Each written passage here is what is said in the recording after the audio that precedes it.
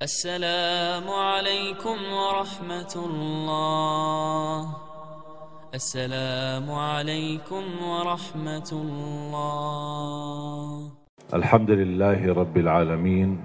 أشهد أن لا إله إلا الله وحده لا شريك له ولي الصالحين، وأشهد أن سيدنا ونبينا محمدا عبده ورسوله الصادق الأمين. اللهم صل وسلم وبارك على سيدنا محمد وعلى آله وصحبه ومن تبعهم بإحسان إلى يوم الدين.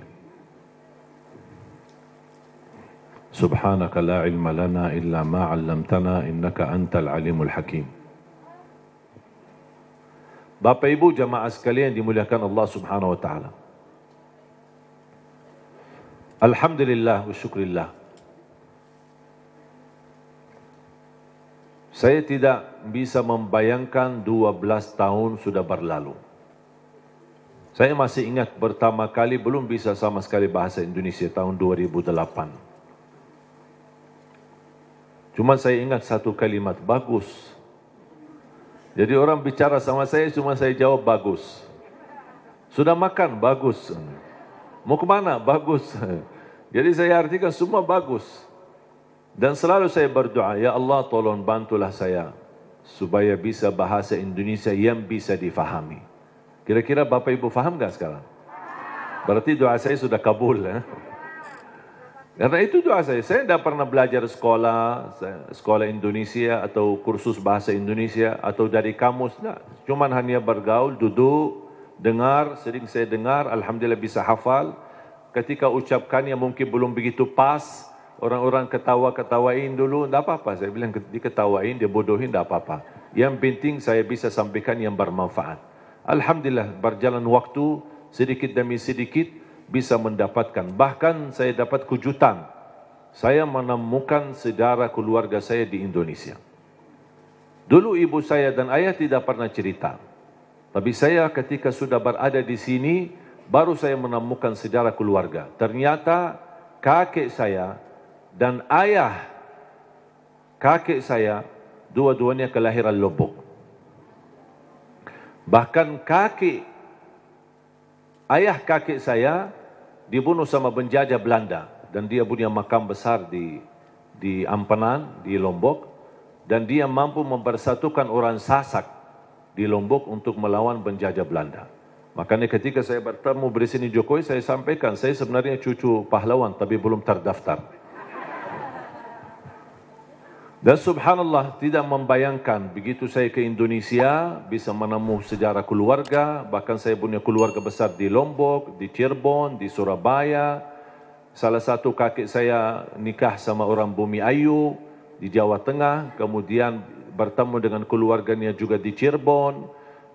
Ada juga di Bali, kemudian di Jakarta. Barangkali di Cimahi besok-besok ketemu ada orang yang bunga keluarga. Jadi subhanallah begitu dunia ini kecil. Kita bisa terus bertemu dengan keluarga dan kita terus bisa melanjutkan perjuangan. Dan saya harap mari kita sama-sama memperjuangkan yang terbaik untuk negeri kita Indonesia. Karena mohon maaf, yang kita besok bawa pulang ada dua hal. Ketika kita mati, yang kita bisa bawa hanya amal saleh. Yang kedua, ketika kita mati, yang tersisa di dalam dunia ini hanya nama baik kita. Tidak ada yang lain. Ketika tersebut nama kita, semua orang mau mendoakan.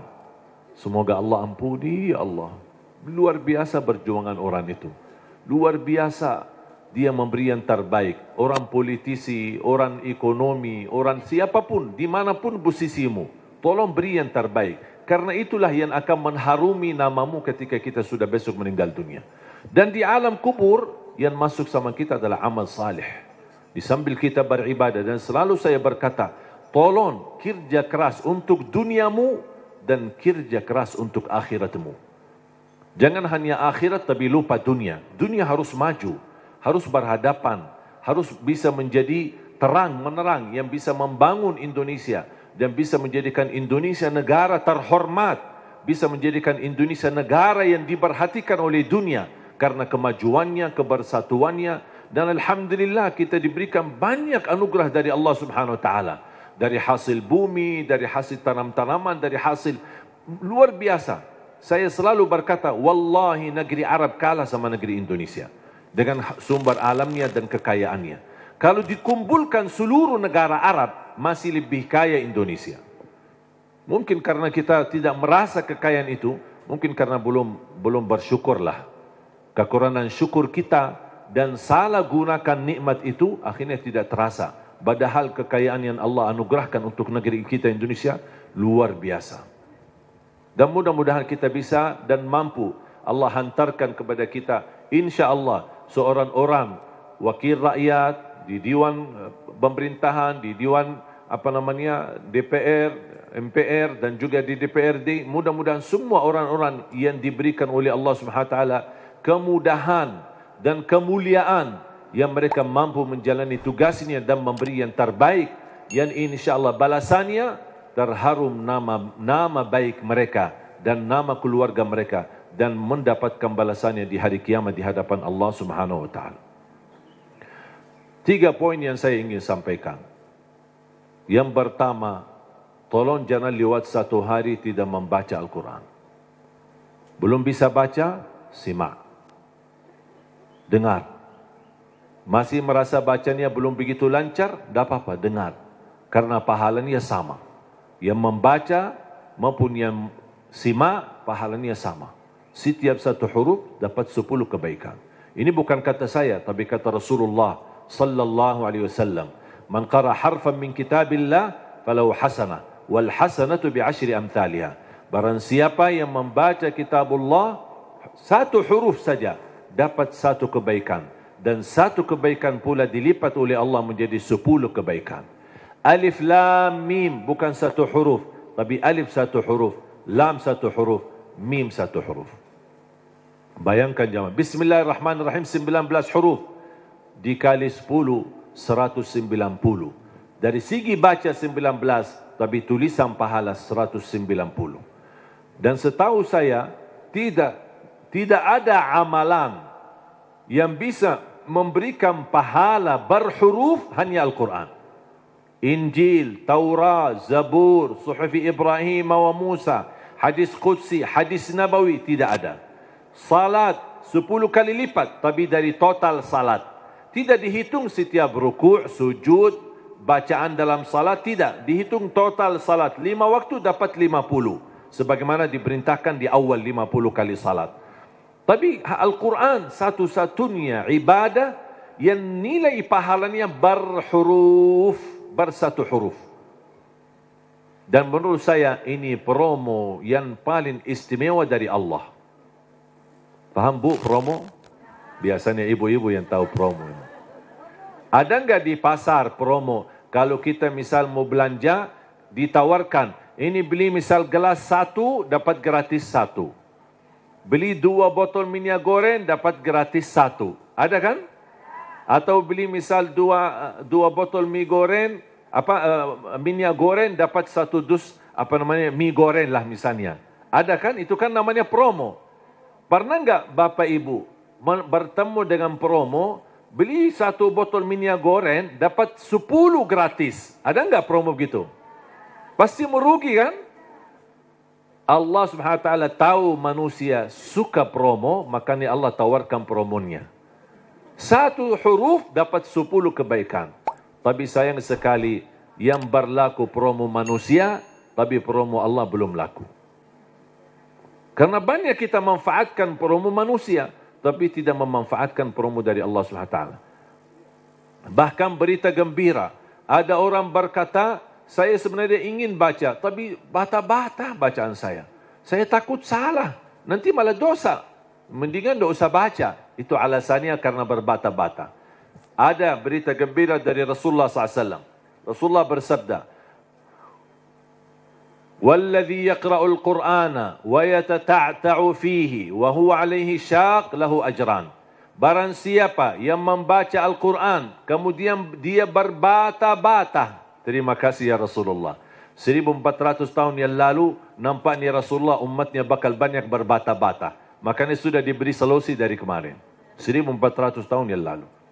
Barang siapa yang membaca Al-Quran, kemudian dia berbata-bata sambil berat, susah, sulit untuk membaca Al-Quran, tapi tetap dia mempertahankan dan terus dia melanjutkan sesuai kemampuannya, kata Rasulullah, falahu ajran, akan Allah berikan 2 kali pahala. Selain setiap satu huruf 10 kali lipat, dia dapat 2 kali pahala. Satu, karena dia mau membaca Al-Quran. Yang kedua, kesulitan yang dia hadapi, berbata-bata sambil berat, Allah hargai perjuangan itu, Allah berikan pahala. Berarti Bapak Ibu yang bersama Al-Quran, tidak ada yang merugi. Bahkan ada yang bertanya, boleh enggak saya baca Al-Quran, tapi saya tidak baca terjemahannya? Saya jawab, boleh. Ada orang tanya lagi, boleh enggak saya baca Al-Quran sampai khatam, tapi mohon maaf, saya tidak faham sama sekali? Saya jawab, boleh. Kenapa? Karena target baca Al-Quran kita ada 4. Ada 4 target. Pertama, baca walaupun tidak faham. Tetap dapat setiap satu huruf 10 kebaikan. Itu namanya standar. Walaupun tidak faham sama sekali. Karena Rasul menjanjikan pahala setiap satu huruf 10 kebaikan tidak dikaitkan dengan faham. Target kedua, baca dan faham. Berarti ada upaya untuk memahaminya. Itu lagi lebih besar lagi pahalanya. Yang ketiga, baca, faham dan menhayati. Lebih lagi dahsyat pahalanya. Ada lagi yang keempat, baca, faham, hayati dan menamalkan. Kalau tidak bisa semuanya, jangan tinggalkan semuanya. Jangan gara-gara tidak bisa menamalkan malah tinggalkan baca. Tidak bisa faham malah tinggalkan baca. Tidak bisa menhayati malah tinggalkan baca. Standar baca. Tetap mendapatkan setiap satu huruf 10 kebaikan. Jelas? Yang kedua, usahakan jangan tinggalkan ayat kursi setiap habis salat. Semua hafal ayat kursi kan? Sering dibacakan habis salat? Atau kadang-kadang tertinggal? Selalu. Ibu-ibu bilang selalu. Pahalanya apa? Pahalanya apa? Kemarin saya tanya sama ibu-ibu, selalu, terus pahalanya enggak? Dia tahu amalannya tapi belum tahu pahalanya. Saya kasih tahu pahalanya. Qala Rasulullah sallallahu alaihi wasallam di hadis yang sahih, man qara'a ayatal kursi dubura kulli salatin laisa bainahu wa bainal jannati illa an yamut. Barang siapa yang membaca ayat kursi setiap habis salat, dijamin masuk surga, tidak ada sesuatu yang mampu menghalanginya. Allahu Akbar. Tidak ada sesuatu yang mampu menghalanginya, jaminan masuk surga. Cuma baca satu. Saya ketika baca hadis yang sahih ini, saya berfikir, ya Allah, ini satu ayat aja jaminan masuk surga. Gimana 30 juz Al-Quran? Ini baru satu ayat. Gimana kalau orang rutin baca sampai khatam Al-Quran? Selain ayat kursi setiap habis salat, tolong usahakan tutupi harimu dengan baca surat Al-Mulk. Habis beraktivitas, sudah selesai kegiatan, sudah siap-siap mau tidur, tolong sempatkan. Suratul Mulk, kalau bisa sebelumnya boleh witir. Ada orang tanya, boleh enggak saya salat malam sebelum tidur? Saya jawab, boleh. Karena salat malam tidak harus tidur dulu. Banyak orang yang salah faham masalah itu. Ini kembali kemampuan. Coba kalau kita memaksakan setiap orang mau tahajud atau mau salat malam harus tidur dulu. Ada orang mungkin misal contoh, ketua Dewan. Aktivitas, rapat, meeting, pulang sudah malam. Kalau dia tidur malam, mungkin bisa jam 12, mungkin bisa jam 1. Belum tentu bisa tahajud. Ketiduran, baru dapat 3 jam, maksimal 4 jam, sudah subuh. Jadi, fisik manusia kan punya kemampuan, punya batas. Makanya selalu saya berkata, kalau ada bapa ibu yang biasa tahajud, tidur baru tahajud, tak apa-apa teruskan. Tapi kalau masih belum terbiasa, tolong amankan walaupun 2 rakaat. Amankan walaupun 2 rakaat. Niat salat malam, niat salat hajat, lihat sunnah taubat. Silahkan, apapun niatnya boleh. Habis salat 2 rakaat, tambah 1 rakaat witir boleh, atau 3 rakaat. Sekali salam witir, atau bisa 2 rakaat salam baru 1 rakaat. Terserah, mau 3 sekaligus, 1 kali tahiyat, atau bisa dipisahkan 2 baru 1. Baru habis itu tidur. Kenapa? Seandainya belum sempat bangun dan ketiduran sampai subuh, sudah tertulis namamu ahli tahajud. Sudah tunaikan salat, apalagi witir. Minimal, saya selalu tekankan, minimal jaga witir. Dan mohon maaf, ini bukan wasiat saya, tapi Rasulullah. Tidak ada yang dari saya. Dari saku saya tidak ada. Semua dari Rasulullah SAW. Apa kata Rasulullah kepada Abu Hurairah? Abu Hurairah berkata, Rasulullah menwasiat, awsani khalili wa an utira qabla an anam. Rasulullah menwasiatkan aku jaga witir sebelum tidur, kata Rasulullah kepada Abu Hurairah. Bahkan Umar bin Khattab ketika ditanya, kenapa suka witir sebelum tidur? Kata beliau, saya takut tidur dan meninggal dunia dalam keadaan tidur belum witir. Makanya amankan witirmu. Inna Allah witir, yuhibbul witir, fa'autiru. Allah maha witir, Allah cinta witir. Jagalah witir. Dan salah satu sunnah yang Rasul tidak pernah tinggalkan adalah sunnah witir. Tidak pernah tinggalkan, sehat, sakit, musafir, dimanapun berada. Selalu jaga witir. Dan sunnah yang kedua, sunnah subuh. Sesudah azan, sebelum salat wajib, ada sunnahnya. Bahkan di menurut mazhab Abi Hanifah, sunnah subuh itu dianggap wajib. Selain Abu Hanifah dianggap sunnah. Memang dia sunnah, tetapi hampir sunnah, tapi martabatnya seperti martabat wajib. Karena sunnah subuh, pahalanya lebih besar daripada dunia dan seisinya. Saya berkata, subhanallah, ini baru pahala sunnahnya. Kira-kira gimana yang wajibnya salat subuh? Habis sudah laksanakan witir, mau tidur, tolong bacakan suratul mulk. Belum lancar bacaanmu, setelkan. Dari HP boleh, atau CD murattal, suratul mulk, atau dari YouTube. Sudah alhamdulillah puluhan bahkan ratusan ribu murattal. Tinggal milih apa yang kita suka. Sambil kita di tempat tidur, berbaring, kita bisa dengar suratul mulk. Kenapa disuruh baca suratul mulk? Apalagi di ujung aktivitas kita, seandainya malam itu meninggal dunia, sudah dapat jaminan selamat dari siksa kubur. Suratul Mulk, jaminan selamat dari siksa kubur. Yang terakhir, sedekah.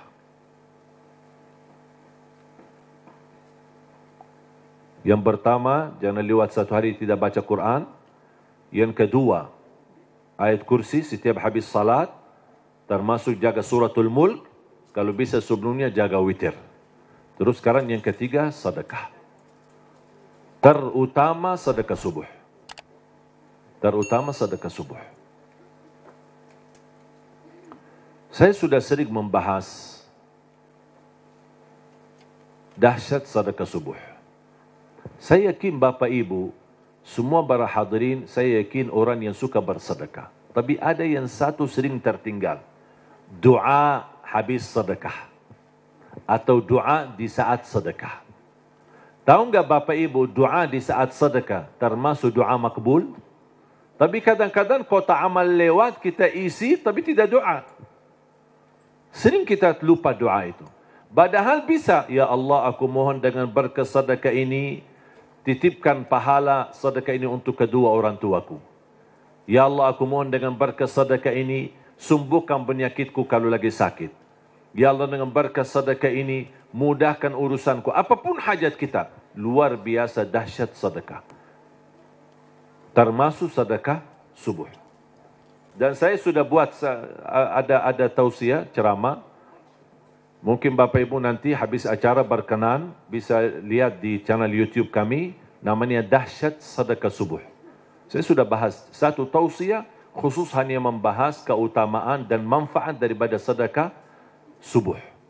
Dan sedekah setiap waktu dan setiap saat ada manfaatnya. Tapi lebih istimewa di waktu subuh itu lebih dahsyat. Bisa Bapak Ibu, saya tidak akan bongkar apa isinya dan apa rahasianya. Bisa Bapak Ibu nanti lihat di YouTube. Sedekah menjaminkan husnul khatimah. Sedekah menjaminkan selamat dari kematian kecelakaan. Sedekah menjaminkan selamat dari kematian kebakaran. Sedekah menjaminkan selamat dari kematian mendadak. Sedekah menjaminkan selamat dari su'ul khatimah. Sedekah menjaminkan kesembuhan penyakit. Sedekah menjaminkan memadamkan kemurkaan Allah. Dan sedekah menjaminkan ampunan dosa. Sedekah menjaminkan terkabul doa. Makanya ketika bersedekah jangan lupa berdoa. Apalagi di saat sedekah subuh. Dan cukup ketika bersedekah sebut satu hajat. Jangan habis salat subuh mu isi sedekahnya koin tapi doanya sampai terbit matahari. Malu sama Allah, ku kelamaan. Kata malaikat, apaan? Ku doanya panjang banget. Padahal sedekahnya baru koin aja. Tolong disesuaikan. Satu kali sedekah, satu kali hajat. Dan selalu dalam kebaikanmu, sisakan dalam doamu, jangan lupa doa untuk orang tua. Saya sudah belajar, apapun yang saya amalkan, apapun amalannya, di ujung saya amalkan itu, saya selalu berdoa, ya Allah aku mohon, titipkan pahala amalan ini untuk kedua orang tua. Saya selesai tausiah, pas pulang, ya Allah aku mohon titipkan pahala tausiah ini untuk kedua orang tua. Habis ngaji, ya Allah aku mohon titipkan pahala ngaji saya untuk kedua orang tuaku. Habis salat, ya Allah aku mohon titipkan pahala salatku untuk... Apapun amalannya, apapun saya sudah belajar menjadi salah satu upaya berbakti baik sama orang tuanya. Karena berbakti baik sama orang tuanya, walaupun mereka sudah meninggal atau di posisi yang jauh, tidak bisa bertemu setiap waktu dan setiap saat, melalui doa, insya Allah terhitung sebagai berbakti baik. Ada seorang bertanya, kalau orang tua saya sudah tidak ada atau sudah meninggal gimana? Apakah saya masih punya kesempatan berbakti baik? Saya menjawab, masih punya kesempatan. Ada dua amalan, sedekah dan doa. Bisa menjadi bermanfaat untuk orang tua kita. Dan semoga kita bisa bersama-sama, kita selalu niatkan dan doa untuk orang tua. Mudah-mudahan kekurangan kita di masa mereka berada, mungkin kita sebagai anak namanya anak muda, di masa dulu mungkin banyak membuat orang tua sakit hati, menyakiti perasaan mereka. Namanya anak-anak, tidak merasa dan tidak menyadari. Makanya ayo mari kita sama-sama memperbaiki. Semoga semua dosa-dosa kita di hadapan orang tua dan terhadap orang tua, mudah-mudahan diampuni oleh Allah Subhanahu Wa Taala dan dijadikan kita orang yang berbakti, yang mendapatkan pahalanya di sisi Allah Subhanahu Wa Taala. Amin ya Rabbal Alamin. Mudah-mudahan insyaAllah menjadi saksi bagi kita semua dan mudah-mudahan menjadi amal salih yang bisa menyalurkan pahala yang tidak terputus sampai hari kiamat. Amin ya Rabbal Alamin. Mari kita sama-sama berdoa. Bismillahirrahmanirrahim. Alhamdulillahi Rabbil Alamin. Allahumma salli ala Sayyidina Muhammad wa ala ali Sayyidina Muhammad. Allahumma ya Allah ya Dzal Jalal wal Ikram. Berilah kepada kami petunjuk pada jalan yang lurus. Hidupkanlah kami dalam keadaan iman. Wafatkanlah kami dalam keadaan Islam. Akhiri hayat kami dengan husnul khatimah. Jadikan kami semua serta keluarga kami ahlul Quran, pencinta Al-Quran, penghafal Al-Quran, yang mendapatkan syafaatnya Al-Quran. Ya Allah, lancarkan upaya dan ikhtiar Majlis Nurun Nisa ini bersama Yayasan Budi Luhur. Ya Allah, jadikan perjuangan mereka menjadi amal salih yang diterima di sisimu. Dan jadikan tempat ini menjadi tempat pusatnya cahaya yang menebarkan rahmat lil alamin, yang membawa keberkahan, yang menjadi pusat pendidikan agama, yang bisa memfasilitasi akhlak yang mulia ya Rabbal Alamin. Allahumma ighfir lana wa liwalidina wa li jami'il muslimina wal mu'minat al-ahya'i minhum wal amwat. Allahumma ya Allah, atas izinmu kami bersama-sama bertemu di majlis ini, di dalam acara ini. Anugerahkan kepada kami kemuliaan sama-sama bertemu kembali di dalam surgamu ya Allah bersama Nabi Muhammad sallallahu alaihi wasallam. Rabbana taqabbal minna innaka antas samiul alim wa tub alaina innaka antat tawwabur rahim. Rabbana atina fid dunya hasanah wa fil akhirati hasanah wa qina adzaban nar. Wa sallallahu ala sayyidina wa nabiyyina Muhammad wa ala alihi wa sahbihi wa baraka wa sallam. Walhamdulillahi rabbil alamin.